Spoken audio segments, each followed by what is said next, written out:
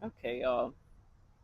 I am at the park, sitting on a blanket, looking like a lost motherless child with watercolors on my blanket as I wait for my patrons and as I people watch. This is very new. Um, as I'm used to doing this in the privacy of my own home, and people can see me talking, and I want to make sure they know I'm talking into a microphone so they don't think I'm talking to myself, even though it doesn't really matter what they think. um, two gorgeous black women coming into the park, and I hear, "No, ma'am, no, ma'am." I love my people so much. But anyway, today is a beautiful day. I'm in the park collecting items for the houseless community, trying to do my part for my community as best I can. Um, yeah, and then last night was hectic. Uh, didn't end up going to bed until about 1:30 because I actually sobbed my ass off because I realized that I had not actually cried over my grandma. Like I had not actually released the deep seated pain in my chest from losing somebody so special to me. Um, and I didn't lose her. Like she's all around me and she's with me, and I know this, but it just is so jarring that she's not earthbound anymore.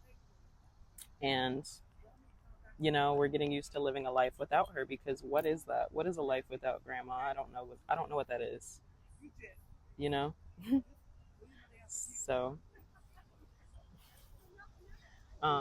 but yeah, every day I feel her hand on my shoulder. As I say this, I'm feeling a warm sensation on the back of my head. That's great. But every day I feel her hand on my shoulder. Every day I feel her around me in the skills that she taught me, in the lessons she taught me, and the kindness that she taught me. So it's not necessarily that she's gone at all. She's just not here in the way that I'm used to her being here. And she is honestly in a much better place. And I love that for my girl because this place is not very peaceful. And my grandma deserved peace, if nothing else. So, as I sit here and wait for my girl Tia, I just figured I'd, shoot the shit with myself. Maybe Tia will want to share today. I don't know. We'll check in with her. I believe in getting people's consent before recording. I don't like to record people like even if it is uncut, unfiltered conversation, I like to say, hey, I've got my microphone on. Does that bother you? And if they say, yeah, that bothers me, then I'll cut the microphone off. Because I do believe in raw human expression, but I also believe in respecting someone's privacy. With that being said, I am the keeper of my own secrets.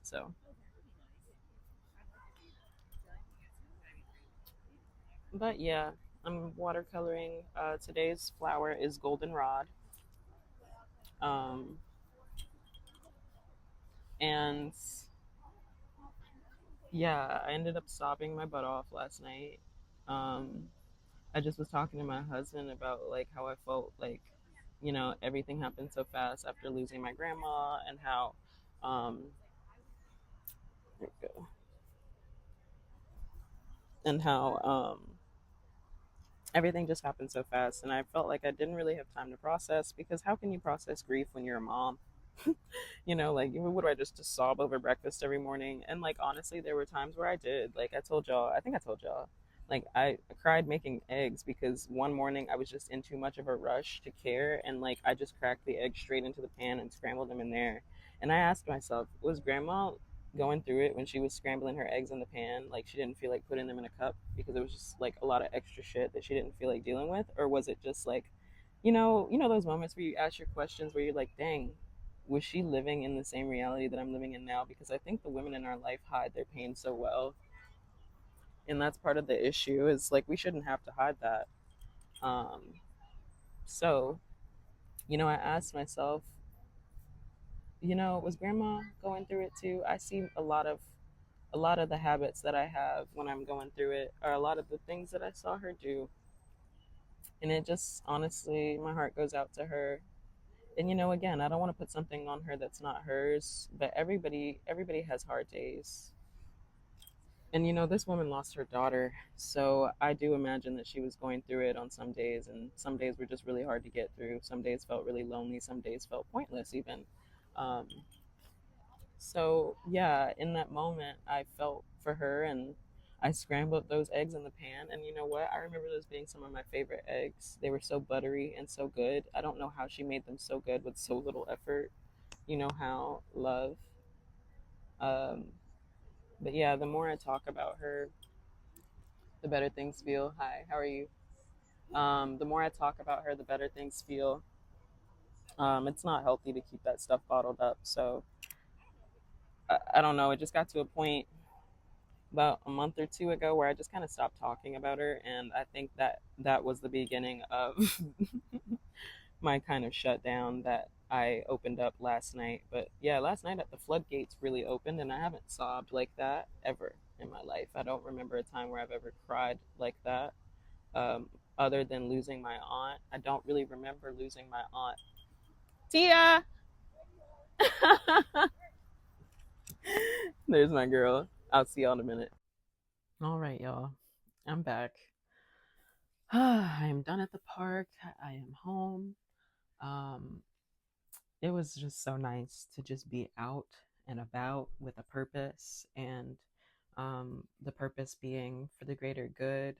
It was nice to share space with good, good, kind soul. It was nice to it was nice to not worry about what I could be doing. Um, and even still, I struggled. That's my dog joining me. And even still, I struggled on like, oh, where to go next, where to go next. Like just going with the flow and just enjoying the energy. It's very new.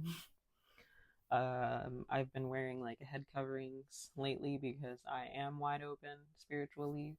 So making sure that I'm spiritually covered is really important these days. So I did do that, and that did help with like the aftermath of feeling drained in public spaces. Um, it was really nice to learn about local businesses.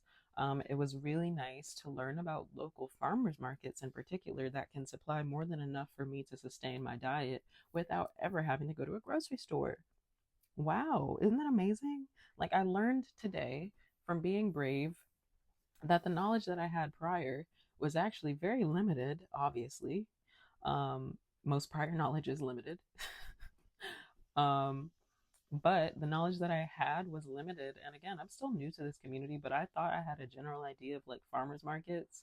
Bryan Park has really upgraded their farmers market. I remember the last time I looked, it looked like there was maybe two, three vendors of like a few items, but like they have, I got Thai basil, I got regular basil, I got microgreens, which there were at least 8 varieties of microgreens. I got a miniature cantaloupe. I got a bag of beets, huge beets for like $6. Um, yeah, and of course things are going to be in season. They're going on what is in harvest right now, but it was just so lovely to meet people that are part of the community, that hold up the community, that are using their land for good, that are using their land to feed people at a reasonable price. Again, these things that you'd find in Whole Foods Market or any other store, uh, upwards of $8 to $10 for, organic grown things. And these things I'm buying off of a stand from the actual person that grew them, from their hands to my hands for like $5, $4, and it just reminds me that there is discovery in fear. In stepping through that fear, there's discovery there. Um, it also just helped me lessen that wall of fear. So now I know like how big the crowd is. Now I know what the crowd looks like. The crowd is very, very beautiful and colorful, and I love that. There's families, there's dogs, there's elders, there's young kids. Um, and I would really love to set up a little stand and have a sign that says, give what you can, and like, a little spiel about what we're doing and why we're collecting goods. And I would love to have like the opportunity to have volunteers that would like to walk up and be like, oh yeah, yeah, I'll help you next weekend. Like, this is community. This is how it starts, is you find those little spaces and you pull from those spaces to expand those spaces. So yeah, I can't wait to learn more about the folks that pass through that market. I can't wait to learn more about the folks that feed that market, and I can't wait to become an even bigger part of that community. So just if you are in Richmond and you've never experienced the Bryan Park Farmers Market on Saturdays, I believe it's from 8 to noon. They have music, they have fresh food, they have handmade goods. Everything is local. Nothing is nothing is imported. Like, everything is truly local. And like, if you don't want to go and do retail therapy at Short Pump, go to Bryan Park. You can get pretty much whatever you need. They have clothing. They have like art and books. They have dairy. They have I don't know if they're I don't think there's any like meat. I mean, I don't know for people who eat meat, but I'm good. um I do eat meat, but I just don't, I'm not buying meat from the farmer's market or anything like that. But plenty of veggies, plenty of like refreshments, plenty of things for the kids to do, plenty of places to mingle and meet new folks and just sit down and enjoy the plain air. Um, yeah, I think I'm gonna spend today. I don't know. I don't know how I'm gonna spend the day, and I'm not gonna plan it. There we go. Already looking up. I sat on a blanket and I painted for a bit, and my friend turned up, and then we got lost in conversation and we talked about life. And here's to the brave me that's stepping out of this funk. Here's to the me that I know I am, that I've been fighting to get back to, because she's right here. She's a little different.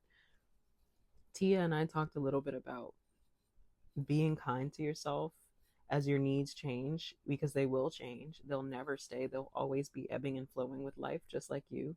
So the knowledge of, okay, these things that are helping me right now in a few months might not help me, and that's okay. I'm keeping that close, because something I really struggle with, again, is transitions and change. And sometimes it's like you latch on to a coping mechanism, and not a coping mechanism, we'll call it a technique, a thriving technique.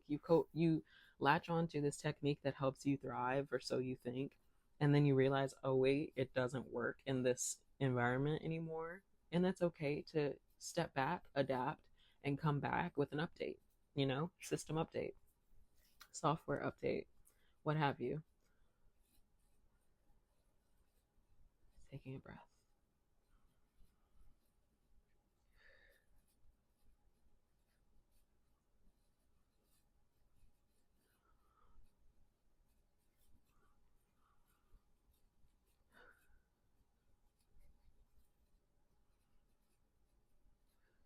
Just taking a moment to take some breaths.